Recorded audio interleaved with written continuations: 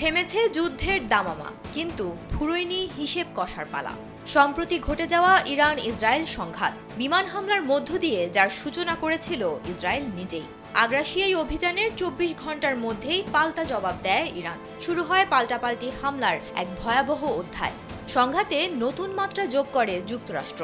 ইসরায়েলের সাহায্যে এগিয়ে এসে তারা হামলা চালায় ইরানের পারমাণবিক স্থাপনায়। যুক্তরাষ্ট্রের দাবি, এই হামলায় ইরানের ব্যাপক ক্ষয়ক্ষতি হয়েছে। নানা নাটকীয়তার পর আপাতত যুদ্ধবিরতি চললেও উভয় দেশই এখন ব্যস্ত ক্ষয়ক্ষতির হিসাব মেলাতে।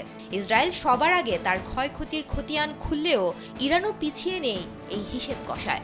যমুনা ইলেকট্রনিক্স ঈদে ডাবল খুশি অফার সিজন 3, যে কোনো পণ্য কিনলেই পাচ্ছেন নিশ্চিত ঈদ উপহার। বোমা ফেলে ইরানের স্থাপনাগুলোর ক্ষতি করার জন্য যুক্তরাষ্ট্রের বিরুদ্ধে জাতিসংঘে অভিযোগ দায়েরের প্রস্তুতি নিচ্ছে তেহরান। লেবাননের সংবাদ মাধ্যম আল মায়াদিনের প্রতিবেদনে জানা যায়, ইরানের উপপররাষ্ট্রমন্ত্রী সায়েদ খাতিবজাদেহ বলেছেন, পারমাণবিক স্থাপনায় যে ক্ষয়ক্ষতি হয়েছে তার ক্ষতিপূরণ ওয়াশিংটনকে দিতে হবে। সায়েদ বলেন, ২৪ জুন থেকে যুদ্ধবিরতি কার্যকর হয়েছে। যুদ্ধবন্ধের বার্তা মার্কিন যুক্তরাষ্ট্রই পাঠিয়েছিল। তিনি জোর দিয়ে বলেন, ইরানি জাতি প্রতিরোধের মাধ্যমে জায়োনিস্ট সরকারের ওপর তাদের ইচ্ছা চাপিয়ে দিয়েছে এবং শত্রুকে একতরফাভাবে তাদের আগ্রাসন বন্ধ করতে বাধ্য করেছে। তিনি আরও বলেন, যুক্তরাষ্ট্র বিভিন্ন মাধ্যমে ইরানকে বার্তা পাঠালেও তেহরান বলে দিয়েছিল, যুদ্ধবিরতির বিষয়ে যে কোনো সিদ্ধান্ত নেয়ার আগে আগ্রাসন বন্ধ করতে হবে।